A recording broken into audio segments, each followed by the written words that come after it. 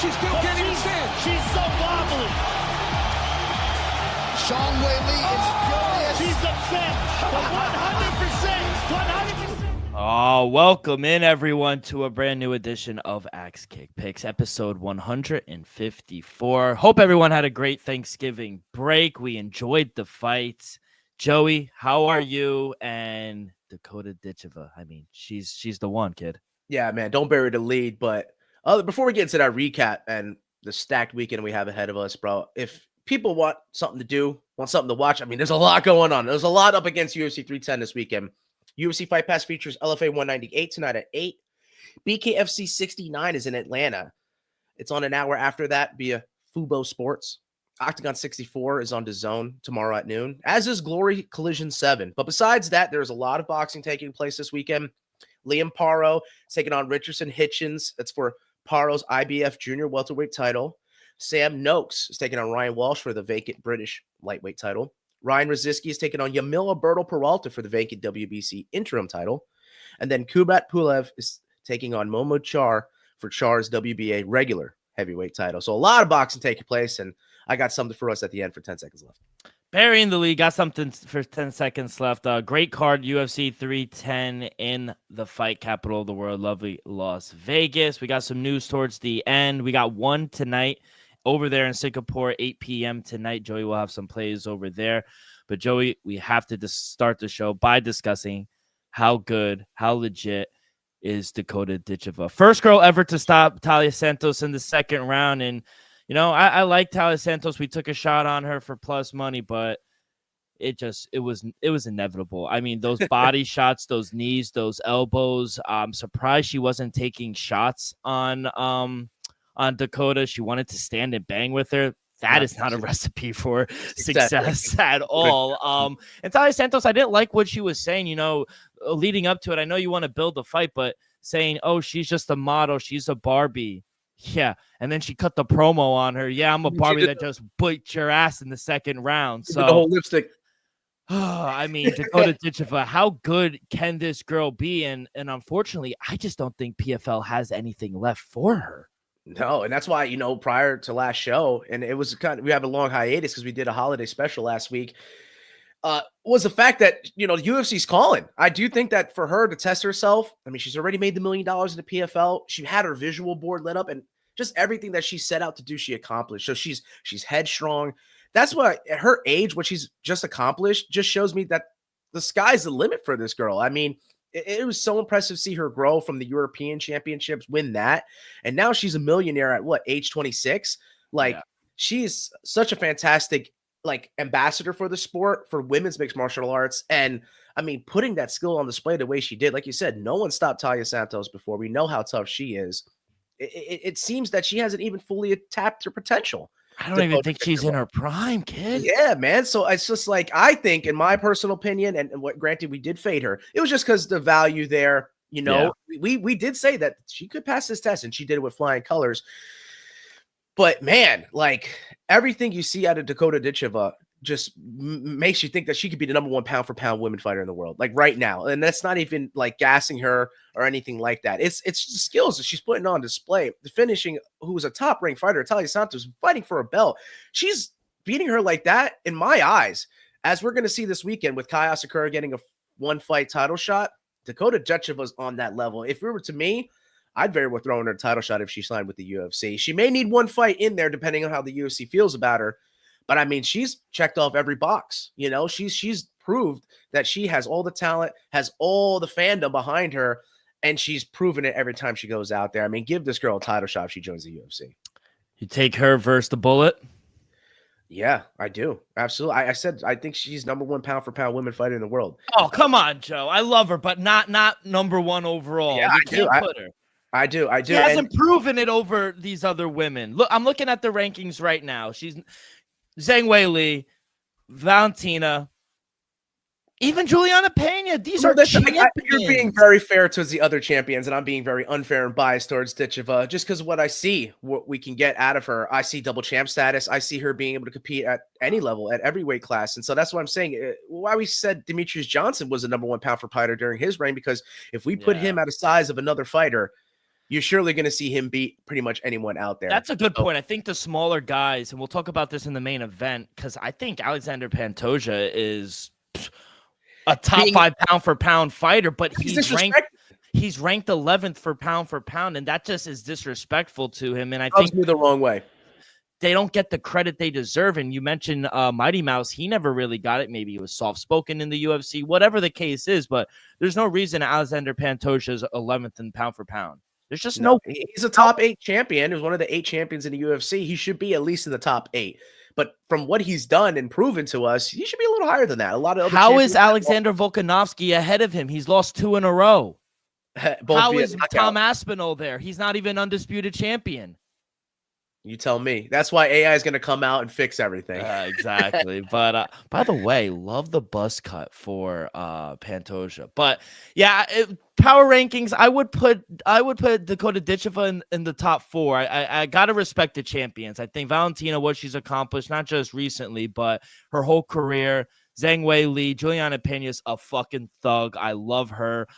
Then I would put I'd argue that only Zhang Wang is the one ahead of her. And then I would honestly respect Alexa Grasso. She is a champion as well. Her hands are sharp. I think the striking kind of would even out a little bit. And then I would put Dakota at number 5. But you're right. UFC is going to sign her, and she could be. We see it right now with Kaya Sakura. They could plug her in, and I think that shakes up the division a little bit. I know a lot of people don't like it. It's called, quote-unquote, skipping the line, but I think it's worth a shot. Yeah, she's earned her stripes. That's the thing. It's 100%. a difference when you have, like, Logan Paul, for example, join the ranks of WWE, become wow. dub champ, you know what I mean? And to skip over every wrestler who's dedicated a whole live to it. Yeah. Dakota Ditcheva has dedicated her life to the sport, and she's reaping the benefits. Yeah. So congratulations to Dakota Ditcheva. She won the flyweight championship. We'll see what's next for her. Impa Kasangana, we saw it. I mean, Doublet. It was quick. It was quick too. I mean, you saw it, the power immediately. All it took was 58 seconds, less than a minute, and he couldn't go back to back. Very unfortunate for there. We got the dog right over there for that one. The main event, what happened to Brandon Loughnane, man? It just wasn't competitive, I thought, for all 5 rounds. You know, the wrestling was just too much. Like I said, if Loughnane was going to have some success, he would have had to keep it standing or use some wrestling of his own. But, you know, the Russian dudes with their type of wrestling, man, they find their way to defeat, and then they counter wrestle right back. So Timur Kriziev, he's holding that undefeated record, and he's just rolling. You know, A lot of these undefeated guys coming over that part of the world, bro, they're hard to stop. And they bring another unorthodox method of wrestling because it's not freestyle. You know, it's just their own. It's their own style of wrestling. And if you're not used to it, if you haven't flown out to mainly like Dagestan to experience it, you're probably going to get smashed, not be the one doing the smashing. Smash. Talking about undefeated, Shamil Musayev, undefeated welterweight champ. What a performance that was. That dude is so good. Like, talk about what PFL has. Like, they should, if they're going to lose Dakota Ditcheva, they have a bunch of stars that they can now start promoting. And I do believe that Shamil Musayev is one of them, bro. Back-to-back fights about Murad Ramazanov. It's one of the hardest things to do is beat a guy 2 times in a row. And then putting against the undefeated Ulmatov and putting him away like that. He's so fast. He's so efficient with his strikes. And he seems to have a touch of death, too. What happened to our boy Brent Primus? Not a good show. Right. We called the KO TKO. You and I. We did. Yeah, it's just old past his prime. He had his wars with Michael Chandler back in the day. Which, if you want, go back and watch them. He had a leg kick that gave that dead leg. Remember, Sean O'Malley had the dead foot because the nerve. That happened.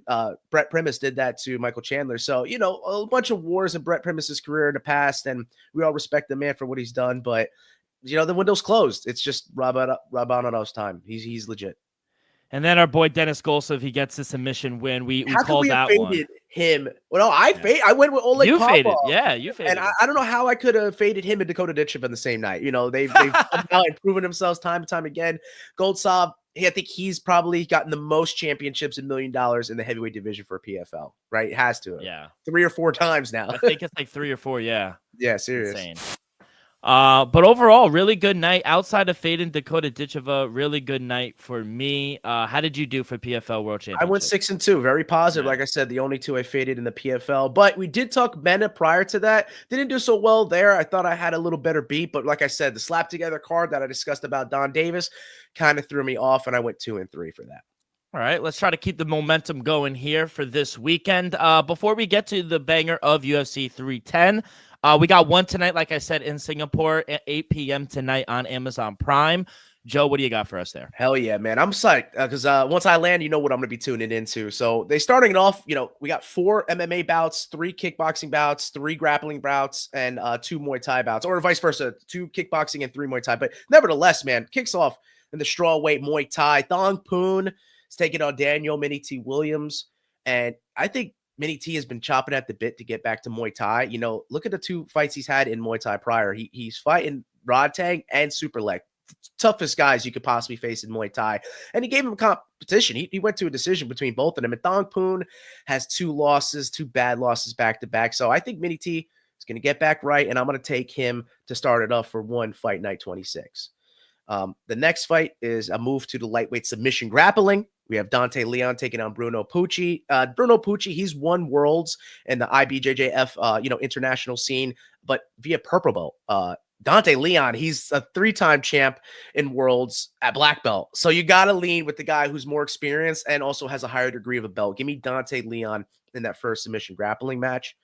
Strawweight kickboxing, we have the return of Jonathan DeBella. John DeBella is back. He's minus 350, taking on Rua Botelho at plus 275. I think the side is right here. Jonathan DeBella, man, he's taking on the toughest competition. I think Rui Botelho, who he's fought, he's got some good wins, but it's just not on the same level. I think he's in for a rude awakening against John DeBella. Give me the Italian at minus 350. So we move on to the next fight in the lightweight submission grappling we have going on again. And a legend of the sport, Japanese legend Shinya Aoki is here on the docket, taking on Kolabate. Oh, man. I mean, if you know anything about jiu-jitsu here, this is a highly anticipated matchup to see, if the young guy can basically school the master, because Shinya Aoki has submitted the who's who throughout his career in MMA and in just tournaments. But I got to go with the young blood. He's 40 plus years old. Kolabate, he's competed at the highest level. He's competed no-gi. And I think because it's no-gi here, I do think it'll favor him. So give me Kolabate, younger and more established guy currently as it stands. And then we move to the featherweight MMA. Shamil Gazanov is minus 950. Brother, I'm taking the massive dog here in Turkey's own Halil Amir at plus 900 because Gasanov's going to be looking for a submission. And granted, he's won worlds and, submission tournaments, gi, no gi, you name it. But this is not that. This is an MMA fight, and Halil Amir has finished every fight via KO TKO. So don't normally fade my Turkish brothers, and I like the opportunity that he has with fight standing on the feet. Give me the plus 900 dog in that fight. Joe, good luck. I'm hunting, baby. I'm hunting for it. Flyweight Muay Thai, Nak Rob, minus 115 to pick him against Kong Tangari at minus 115. I'm never fading my boy, Kong Tangari. That dude is just so real, bro. He fought last month, and, bro, the leg kicks, the left rear kicks are just too powerful. I think he's going to knock Nak Rob off his base. And you got to pick him fight, you got to go with your favorite guy. So another flyweight Muay Thai fight for Kong Tangari. Give me a victory on there. Flyweight MMA, Yuya Wakamatsu's minus 130. He's taking on Gilbert Nakatani at plus 110. Gilbert Nakatani, he started his career 2019, same time that we've seen Yuya Wakamatsu rattle off about 13 fights. So he has, in the time that he's fought since 2019, more fights than Gilbert Nakatani has in his entire career. I got to play the slight favorite at minus 130. Give me the Japanese little piranha, Yuya Wakamatsu. He's got some registered hands, even though he's a smaller guy. He will weigh more too. Okay, last 4 fights, guys. Gonna get this rattled out for you. Flyweight Muay Thai, Dennis Puric is taking on Elias Mahmoudi. I got to take the Bosnian menace, man. He just come off a fight. He got his career fight against Rodtang, and, man, he went the distance with that guy. He gave him everything he had. I just think Elias Mahmoudi, he's not going to have that dog in him, and that's my concern because Dennis Puric certainly does, even as a veteran status. So give me the Bosnian menace in that Muay Thai fight. He might put it to Elias Mahmoudi. Flyweight MMA, Reese McLaren, plus 700. I think the odds are right. I'll never fade Jared Brooks. Minus 900. The monkey god is going to reign supreme here, bro. Last time I picked him, he got robbed of a victory because he slammed his opponent on his head and they took the belt from him. He's going to work his way back to that championship. Watch. Atomweight Submission Grappling World Championship. Maisa Bastos is minus 440 taking on, hey, our own girl, Danielle Kelly, a plus 340. I got to take our hometown girl, man. You know, training out of Silver Fox and Saddlebrook. That's right behind us right there. You got a tight-knit group around our area between Elmwood Park, you know, Tiger Schulman's, Saddlebrook, you know, Aaron Blanchard training out of Silver Fox with Danielle Kelly. So we got the who's who by us locally, and we're going to take our girl. Give me the plus 340 dog. I think she could get her title back. Last two fights, everyone. Bantamweight kickboxing. Pechanong is plus 240, taking on Nabil Anand at minus 240. And I think the youngster at only 20 years of age has that finishing ability. I think Pechanong could throw a wrench into all the plans we have and one has for Nabil. But give me the young stud. I think minus 240 is, you know, the best we're going to see from him in the next couple of matches, especially if he gets a finish in the co-main event. But last but not least, for the lightweight MMA 1 World Championship, I don't normally fade our Turkish brothers, as you know. Shout out to my boy Aiden, but I got to go with Christian Lee here. He's fighting for the memory of his sister, Victoria Lee. It's the first time we are seeing him after her tragic passing. I mean, it had afflicted the family so hard that even Angela Lee, his sister, their sister, after winning her title bat, went on to retire out of respect for Victoria. So give me Christian Lee, the warrior, at plus 350. He's an absolute dog, taking on, like I said, a tough Turkish Alibek Razulov at minus 340. So I got some dogs barking. I got some favorites play. Let's make some money from One Fight Night 26 tonight. Hell yeah. Let's make some money before UFC 310. Joe, good luck. I know what you'll be watching tonight. Before we get to UFC 310, a quick word from our sponsor. We are brought to you each and every episode by Viva Tequila Seltzer, the most refreshing hard seltzer on the market, hands down. It was no wonder why Viva was voted #1 hard seltzer in the world by San Francisco World Spirit Competition. With only 88 calories, 0 carbs, 0 sugar, and a light 4.5 ABV, Viva is the perfect drink for your post-game celebration, as it was created with that active lifestyle in mind. We flavor tequila seltzer because flavor is the spice of life, and we like our drinks with just a kick, just like how we like our lives. Whether it's Huckleberry playing a round of golf with the boys or Coconut watching UFC 310, it doesn't matter. Our favorites pair perfectly with that Artisanal Blanco tequila for that subtle and refreshing drink. Our belief here at Axe Kick Picks and at Viva is to live long, live well, and live it up. All right, Joe, let's go to it. And the fight capital of the world, lovely Las Vegas. We got UFC 310. Anthony Smith originally did miss weight, but he weighed back in, and now he is on weight of 205.5 pounds. Brian Battle did miss weight by 4.5 pounds, though, so his fight so far up to date is still on. We'll see. Obviously, he will be docked if the fight does go through, but tough loss. That's a lot. 4.5 pounds. 30% of your purse for that weight. Yeah. I mean, he's surging right now. He'll take the win if he can get it. But kid, it's a loaded card for you. What do we got here? Yeah, brother. I mean, there's no other better way to, you know, kick off the weekend here than UFC 310 and end the year in lovely Las Vegas, like you said, the fight capital of the world. I don't think, you know, anywhere else they're going to be able to take it. I know they're trying to make, you know, Saudi Arabia that, or, you know, one's trying to make it, you know, Thailand or Singapore. No. Yeah, Las Vegas forever will be that, the fight capital of the world. So we'll kick it off in the heavyweight division. It's the first fight of the night. And, you know, I got to touch every card. It's the last pay-per-view. Kennedy and Nzechukwu is minus 500. You're taking on Łukasz Brzeski at plus 450. You know, Łukasz Brzeski, he's a hit and miss kind of guy. He got that decision win against Walter Walker, which nobody's expected. We saw Walter was going to come into the UFC storming and get that knockout win, but we knew he was a bust after that.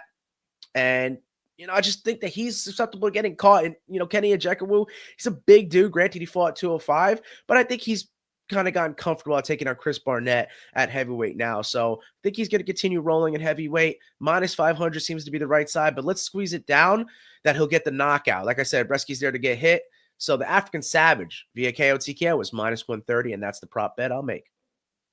And now we move to the lightweight division.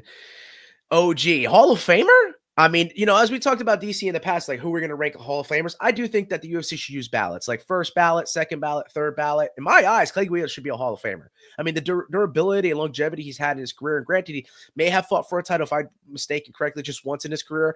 But, I mean, he's always been there. He's always a guy. You remember getting slapped in the face, the cardio. The dude's just a dog. And his age, 40 plus, taking on Chase Hooper, I think this is a fun fight. You know, I got to go with Chase Hooper. It's probably, it's not really playable, minus 1,000. I think any prop you would take, is going to be very chalky. You may want to incorporate him, but dude's too early on the docket. We have to know if Chase Hooper has that dog in him.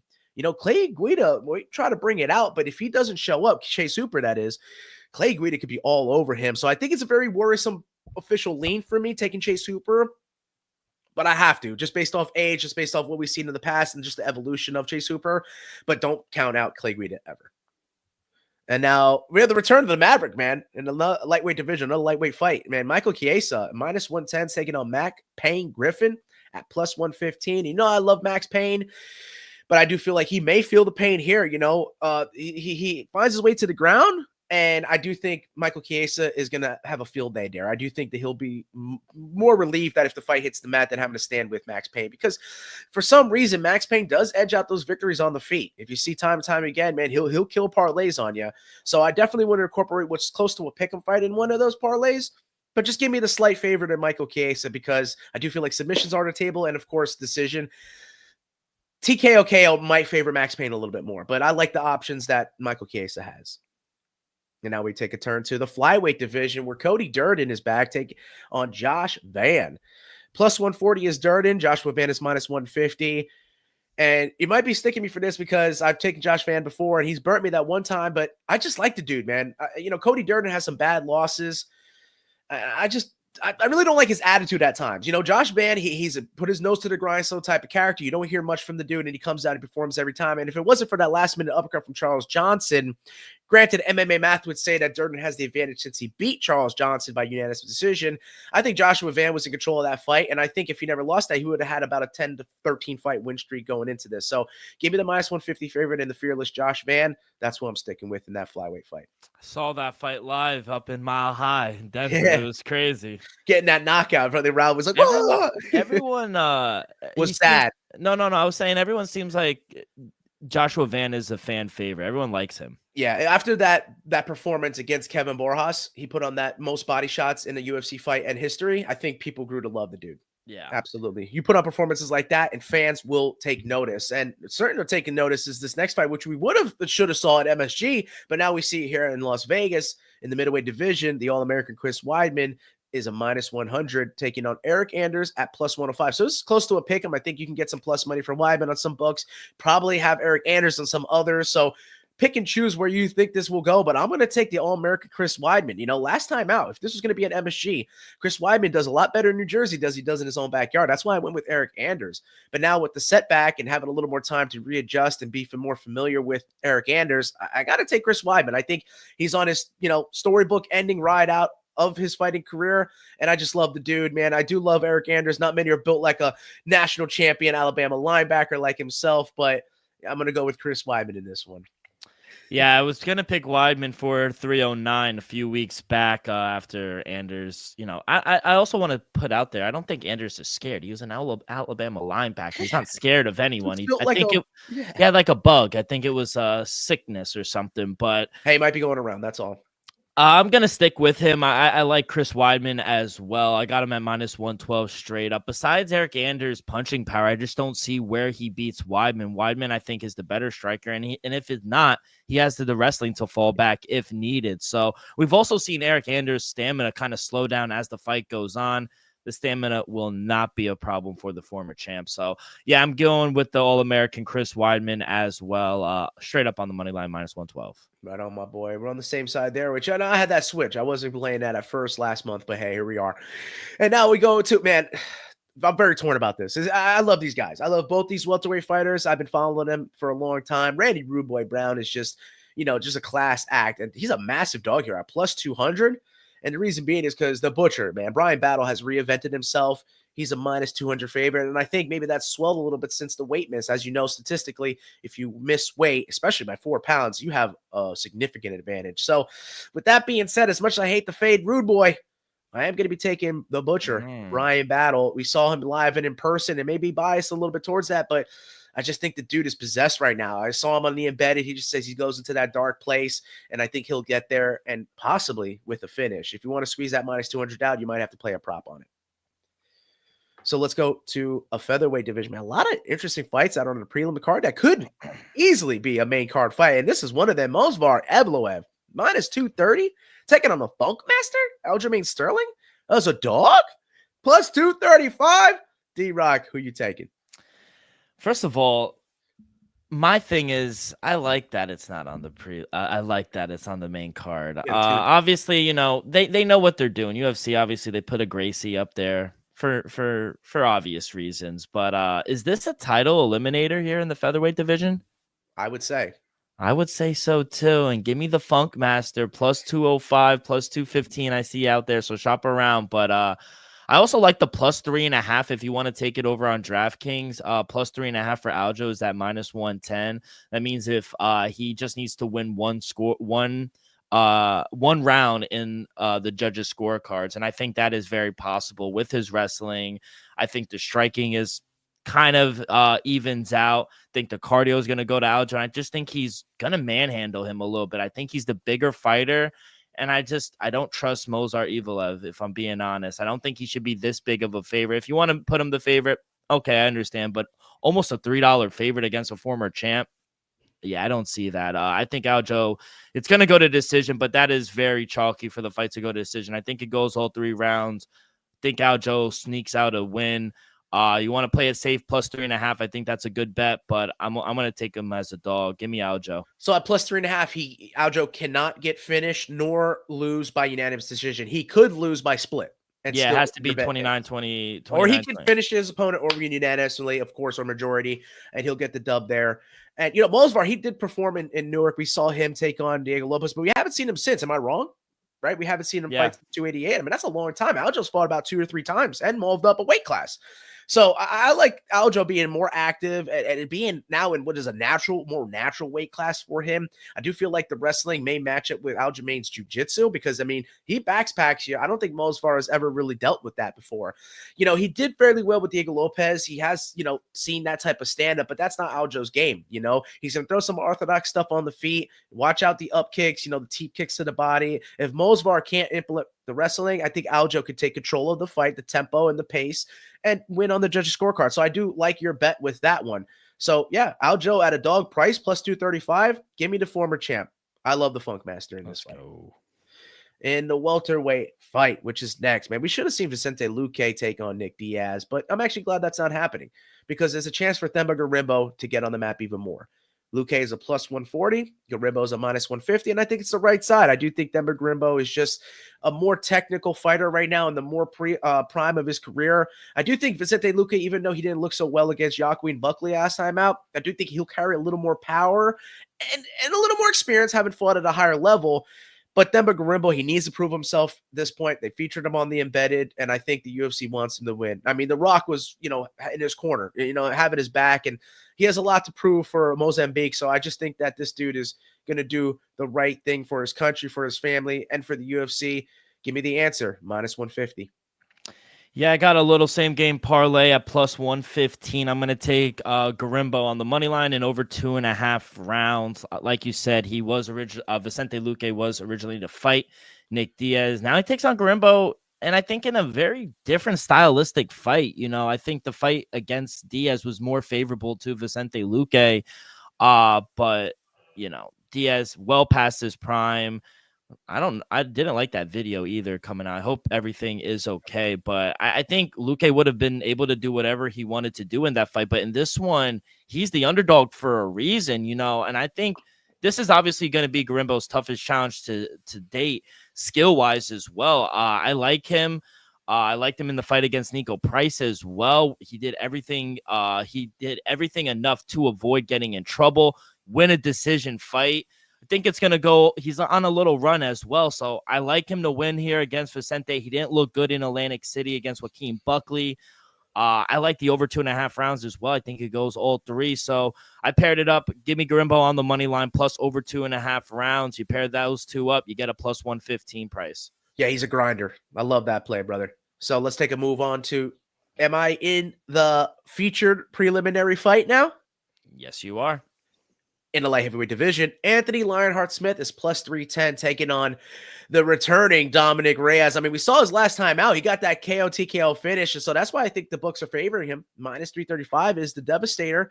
D-Rock, I didn't think you had a play on this, so I'll just give you mine. I think he'll continue with a KO TKO. You know, Dominic Reyes, I want to play him at KO TKO price. And I did a little something. Not only am I playing a straight up at minus 125, I am incorporating with Kennedy Nzechukwu. So the 2-leg KO TKO parlay consists of Dominic Reyes and Kennedy Nzechukwu. Both props, KO TKO, for odds of plus 218. So we squeezed those odds to get you some plus money.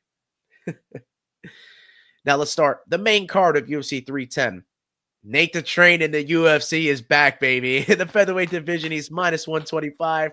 And he's taking the Doo-Ho Choi, the Korean superstar, plus 125. Man, the shotgun right hand that he has, I do think the Nate the Train has a stylistically favored matchup because Doo-Ho Choi does not fight well moving backwards. And you know what Nate Landwehr is going to do. He's going to be rolling down the tracks. You know, he's just going to be pushing forward, putting the pressure on him. And I'm not fading Nate the Train. Look at that bicep. I'm taking Nate the Train minus 125. Yeah, I agree. Minus 125. That's going to be the play for me as well. You know, Doo-Ho Choi did start his career 14-1. Then he went on a 4-fight losing streak, 3 losses and a draw. Then he finally got back in the win column. He stopped Bill Algeo, I think, last summer. So that was his first win, though, since 2016. Nate, 18-5. He's 5-3 in the octagon. He's on 4 of his last 5 wins. I think Doo-Ho Choi does have power, 12 knockouts and 15 wins, but Nate the Train, baby, he's a tough son of a bee. And, you know, I just don't think he's going to be stopped. He's just going to keep moving forward. And, you know, I think eventually he's just going to keep winning this fight. I just don't see a way. If he doesn't get knocked out early, there's no way I see Doo-Ho Choi win this fight. So, yeah, I'm going to take Nate the Train here, minus 125. Yeah, and I don't think people are saying that Nate the Train can get him out of there quick. Like, I think everyone's saying that Doo-Ho Choi is probably more likely to finish it early. But, bro, he does not respond well to that pressure. Nate the Train could just put it on him early and get him out of there. And we'll have another highlight reel to look at for his career. So it might be a trap, though. I just feel like this is such a small number. Like, I feel like Doo-Ho Choi should be a bigger underdog, which scares me a little bit. Okay, that's fair. Yeah, but you know how we talked about the books and they needed to get some bets on the other side, and that could be the play for that. So let's move on to another featherweight fight, man. And I think why you're seeing Kron Gracie, as you mentioned on the main card, is because I think they're trying to get Bryce Mitchell back in the win column. You know, Kron Gracie's plus 650. Bryce Mitchell is minus 750. And I do think it would be an amazing feather in the cap for Bryce Mitchell to submit a Gracie. And I think that's what it's going for. Like I said, the way to play it, even though I am going to lean Thug Nasty, is probably to take him via submission. Like I said, it's a feather in the cap. It's probably something that he's going for. Is it likely? Probably not. But if you want to get some value out of it, that's probably the way to play it. I'm going to incorporate him straight up on a parlay. Yeah. Oh, it's a huge favorite. Minus 850. It's insane. There aren't too many betting lines that I feel like are appealing. I took Bryce Mitchell via decision at minus 200. I think you could incorporate it. I don't think you want to go down and try to grapple with a Gracie. I just don't. That's just not good advice, in my opinion. You know, he is coming off one of the scariest knockouts, though. Bryce Mitchell, he got flatlined by Josh Emmett. I don't think he has to worry about that here. But yeah, tough to way to come back. You know, Gracie's grappling is probably good enough to not get caught, I think, in a submission. I think it goes all 3 rounds, but, you know, Gracie's recent performance, we saw live, just didn't show us really anything enough to get a win. So I'll go with Bryce Mitchell here, but I think he wins via decision at minus 200. Exactly. That's why I do think that's a little more likely than the submission victory. But let's move on to the featured bout of the main card for UFC 310. It's in a heavyweight division. Bon Gamin, Cyril Gane is minus 350, and he's taking on Drago Alexander Volkov at plus 330. D-Rock, I'll hand this off to you. Who are you taking? Yeah, I love Alexander Volkov. Plus 295. You know, I was going to go with Cyril Gane here, and I kind of made a switch late. You know, Gane doesn't he does hold a win. This is a rematch of 2021. But, you know, Volkov, he's one of the most consistent heavyweights in the world for years, and he keeps himself on the edge. Tough loss, but he is on a 4-fight win streak. He stopped Rosenstrike, Tai Tuivasa, Sergey Pavlovich. You know, I just think his technique, his length, I just think he's going to be out there flowing. And I just have a bad taste in my mouth. Gane, he is super technical, but I just think Volk is live at this number here. Plus 295. There's just too much value, in my opinion, not to pass him up. So I'm going dog hunting. Give me Alexander Volkov plus 295. I love that, man. I love that you're going dog hunting, because as tempted as I was to follow in your footsteps, because I had the same type of antithesis towards it, but man, I'm going with Cyril Gane. Is because even though it is the hardest thing to do in sports is beat that same guy twice, it has been done before, and I do think Cyril Gane is maybe the faster fighter. I don't think Volkov responds to damage all that well, and granted, he's had over 50 fights, so his durability is there, you know, and he's been through the fire. But I think if Cyril Gane could put it on and just stay out of range, and that's saying a lot for a 6'7" fighter from Volkov throwing the strikes down there, I just think that it's just a little slower coming in than Cyril Gane, who's one of the fastest heavyweights I've ever seen, just being in the cage. Granted, earlier last year with John Jones, I do think, like we said, we talk about it all the time, having a loss like that with some of the greatest fighters on the planet increases you and makes you a better fighter from that. And I just think that's what Cyril Gane is going to do, and I think that's what we're going to get from him. So give me the minus 350 for Cyril Gane in the featured bout. He's incorporated in a parlay with Bryce Mitchell. Love it. Now we move to the co-main event slot. And I thought this was going to be a title fight. I thought it was going to be like an interim champ or a vacant champ, but it's just the number one contenders in the welterweight division between Shavkat Rakhmonov, Nomad, minus 330, taking on Ian Machado Gary, the future, at plus 310. D-Rock, I'll pass it over to you again. Who are you taking in the co-main event? Yeah, I really wanted to take, I think for per value, I think you got to go Ian Machado Gary here, but official play, I am going to take the over 2.5 rounds here in the co-main event. It's a little chalky, but I do like it. It's at minus 167. Shavkat's never gone to the distance. How is that favored? That's crazy. Because it's Ian Machado Gary, kid. You know, the two former teammates, they have no problem fighting each other, which I like it. I mean, you got to respect Shavkat, who's going to get a title fight and said, nope, I'm here from Kazakhstan. I'm going to fight. And, you know, a lot of people said, oh, I'm going to do it. What's his name? Kamaru Usman. You didn't do anything. Come on. Ian Machado Gary, he has balls. I respect it. I respect him for jumping in, not having really a big camp, but, you know, he's training with Damian Maia, training with Charles Do Bronx. He's going to be in his corner this fight. So I don't know. I think this fight, it screams going 3 rounds. I feel like, you know, in 2 of his last 3 fights, Rakhmonov, he has went over 2.5 marks. Yep. So I do expect this fight to be kind of the same against a striker who, you know, is going to stay on the outside. Machado, he's not going to go in the pocket, you know, as Shavkat is looking for a finish. I'll say this. If Ian Machado Gary does win this fight, it's going to be boring. He's going to pick him apart. He's going to point him, and he's going to try to win that way. He's not going to get into the fire of Shavkat Rakhmonov. It's not a recipe for success. So I think for Ian Machado Gary, he knows where Rakhmonov will have his number. And if he does get taken down, I think Rakhmonov, he'll have a slight advantage, but we'll see. You know, Joe, you know, it takes a little more than just training a few months with these guys to really get a hold on your ground game. But if you do go train, those are the 2 guys you go with, Damian Maia and Charles Oliveira. So outside of that, man, I feel like taking a flyer on Machado Gary is good, but I'm gonna take over 2.5 rounds. I couldn't come down on a side, kid. I really couldn't, but over 2.5 rounds, I think that's a smarter way to play this co-main event.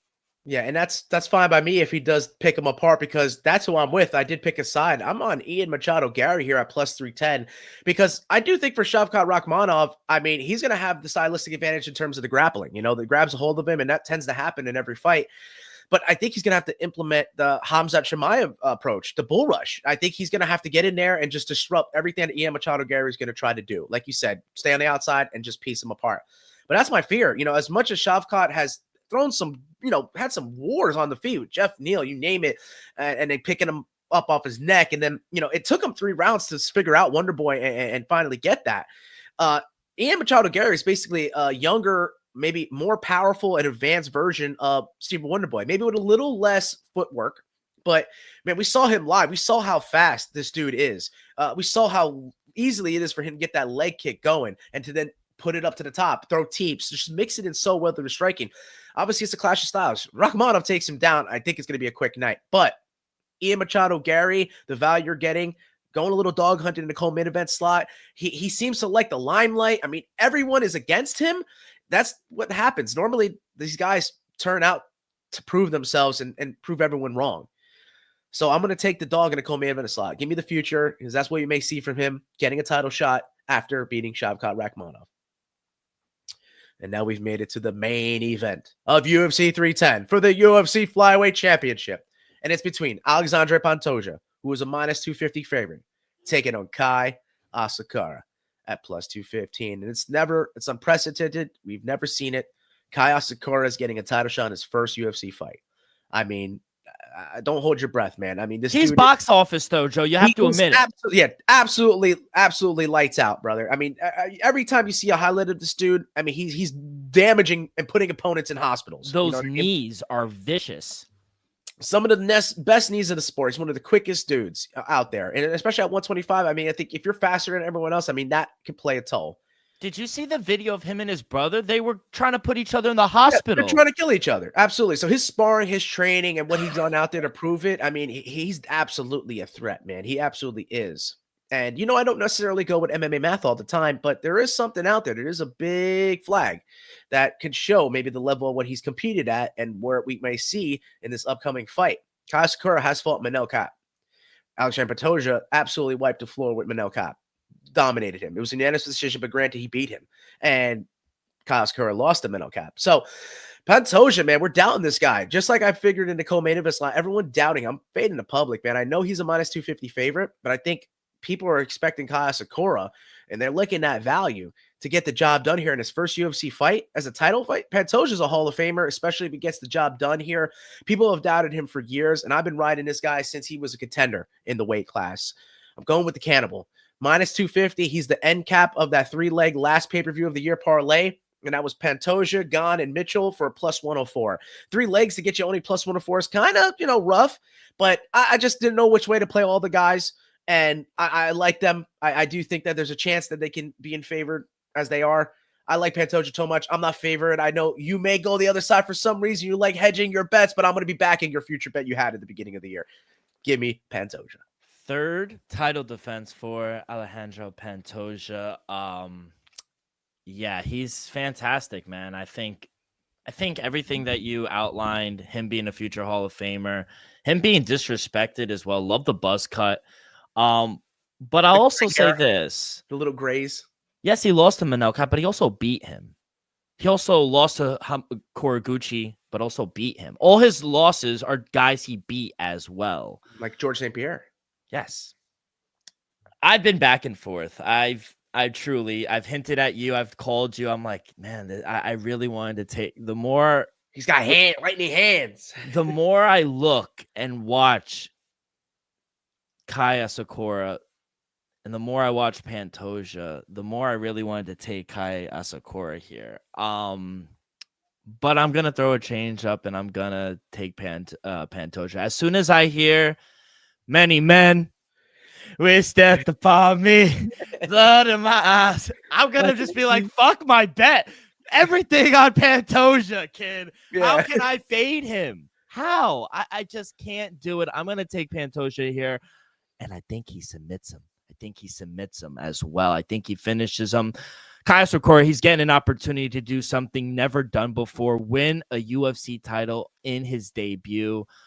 To do that, I think he does need to knock out Pantoja early. Otherwise, I think he's going to be in for a miserable time out there. I think he's going to be out. Yeah, I think he's going to be out-grappled, And Pantoja, he's won his last 6 fights, including 2 successful title defenses. And I think we see another one here. I think one key detail to point out is Asakura has never been submitted in a 25-fight career. So if Pantoja does go out there and submit him, I mean, what can this guy do at this point? He is the best 125-pounder in the world. So I like Pantoja here. He's a favorite for a reason. My one worry early on is when he dips his head. That is what Kai Asakura looks for with those knees. Maybe a little uppercut. but he has chin. He has a granite chin. And he grinds you out, bro. Yeah, and if you don't finish him out in that first or second round, you are going to go through hell. Yes. And I just don't think Kai Asakura has been dragged to the dooms yet. So I got to go Pantoja. I'll be honest, early on in the week, I was leaning the dog. Yeah. But I got to go Pantoja. And for him to be ranked 11th in pound for pound ranking is a damn travesty. And I think what it is, too, is seeing the debut, seeing the dog price. I think everyone's excited to take Asakura. Yeah. And he is a good fighter. There's no doubt. But we're disrespecting one of the legends, and we're disregarding Alexandre Pantoja. And like you said, I think this is just a wave, and a petting tidal wave coming for Kai if he doesn't get him out of there early. And he's my lock. I do have Pantoja as a lock, as Ian Machado Gary would rightfully so be my dog, because it's just the biggest value on the card, and Pantoja being who he is, being my guy, one of my favorite fighters, if not the favorite fighter that I have ever seen. I'm taking him as a lock, and then dog will be Ian Machado Gary. I'm going to go 2 locks here. I like Pantoja as my first lock, everything that I just said. Second lock, going to start early. Give me the All-American Chris Weidman over boy, Eric Anders. For my dog, if it wasn't the weight discrepancy, I was going to throw a little bone on Rude boy. But I am gonna go the Funk Master Aljamain Sterling. Nice. He's gonna take his own. It's a nice dog price at plus 215. I just think the Funk Master is gonna have his way, and if he backpacks him, I think Mosar Evloev is gonna be in for a hell of a night. So yeah, give me Aljo as my dog. Hey brother, did you have any parlays cooking? Because I had the 2-leg KO at plus 2. Yeah, I had a same game. I had a same you mentioned parlay. It was the Garimbo and the over 2.5 rounds at plus 115. I like that. Yeah. So I just had the two of them. What was the 2-leg and the other was the 3-leg. The 3-leg was even less odds at plus 104. Yeah. So, all right, kid. Well, good luck. Let's finish the year strong. Last pay-per-view of the year, and then we will end next week in lovely Tampa, Florida. Hey. Colby Covington versus Joaquin Buckley, kid. What a fucking main event. Who would have thought? Not me. Not me. Let's go to some news. I got some news for you. Break it. Leon Edwards, he had an interview with DAZN Boxing. He said that he will return in the main event for UFC London, March 22nd, but didn't give an opponent. Who do you think Leon is going to fight in his first fight at not being a champ? I was going to say it's probably not Bilal. No. So, Or Shavkat. Man, welterweight fight going overseas to England. I mean, brother, I couldn't tell you. I'll be honest with you. I mean, we had these two guys tied up. I don't think Kamaru Usman's coming down. That's not going to happen. He's not going to fight him for a title, right? So, I mean, it could be Brady. Man, I don't like that for Leon Edwards. To be honest, fighting in his own backyard technically and taking on a very strong dude like that. But it could be, you know what I mean? It could be also 3-name Jack. We have yet to see. Do they not save him for Australia, though? They got to, right? But how close is Australia to be? I think it's February, so it might be a little sooner. I think it's the second pay-per-view of the year. So we've seen some of the hometown guys not fighting in their own backyard, so that could be the case. We'll see what happens there, but I thought that was very interesting. We got a main event, though, for UFC Vegas 101. We are back at lovely the Apex. Amanda Ribas will take on Mackenzie Dern. That fight was supposed to happen next week in UFC Tampa.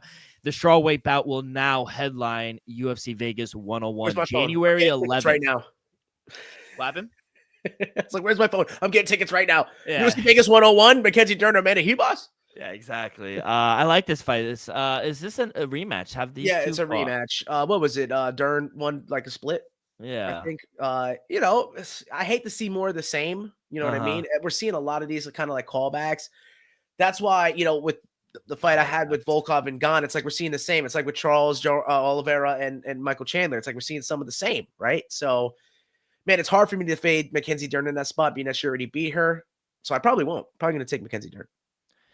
And I'm burying the lead here, but UFC 311 in the Intuit Dome in Englewood, California to start off the year, January 18th. We kind of knew the headline was going to be Islam Makhachev taking on Arman Tsarukyan. It will be the second fight.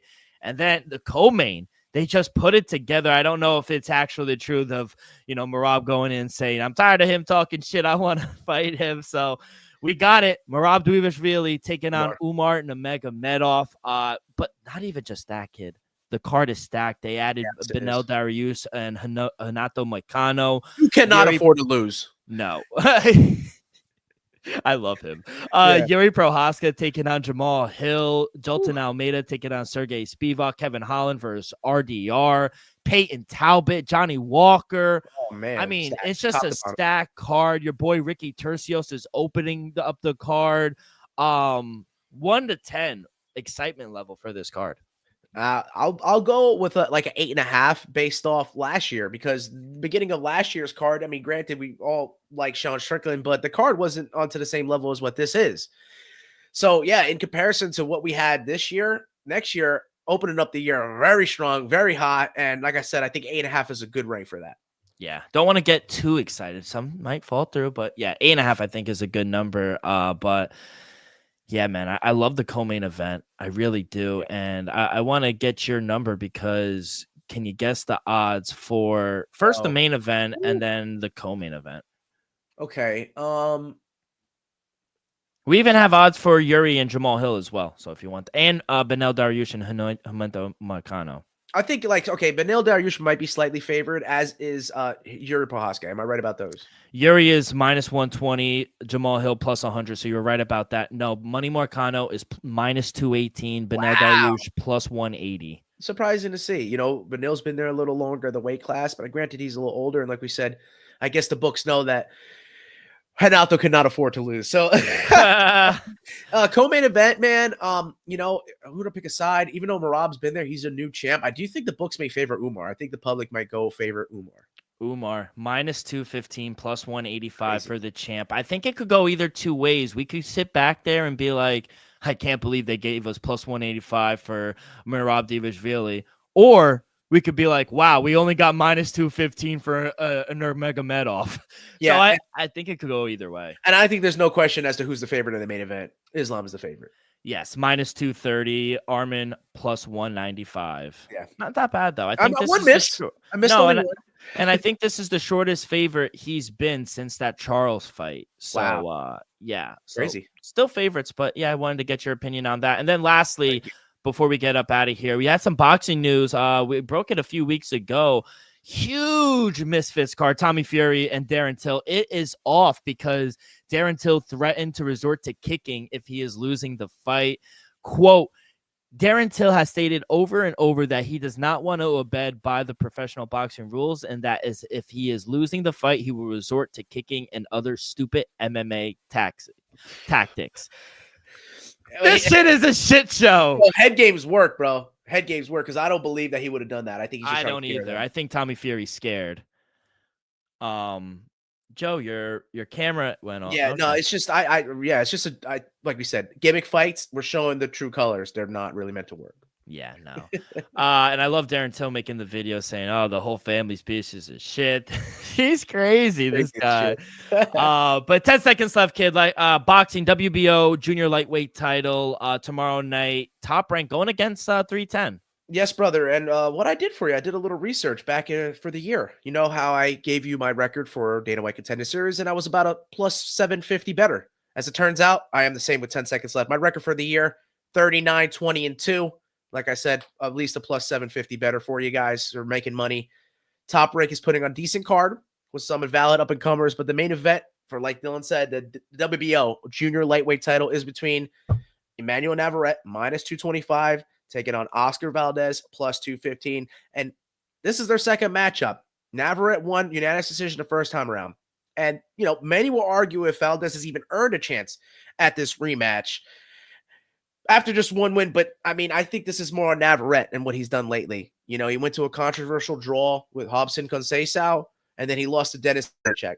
So with all that being said, I may have to side with a three-weight champ who's younger in Navarrete compared to an Oscar Valdez, who's only a two-weight champ and is older. He's heading towards the twilight of his career. He's in a must-win situation with plenty to prove. I think the cards are stacked him a little too much. Give me Navarrete with a surprising KO TKO to get the odds down. Plus 270 for him to get the finish. Like I said, one of the hardest things to do is to beat the same person twice. But if you see where I'm trending, all of my picks have been for the person who have won the first match. and I'm going to keep that going. And that's who I'm taking. Navarrete via KO TKO, plus 270. Dogs are barking.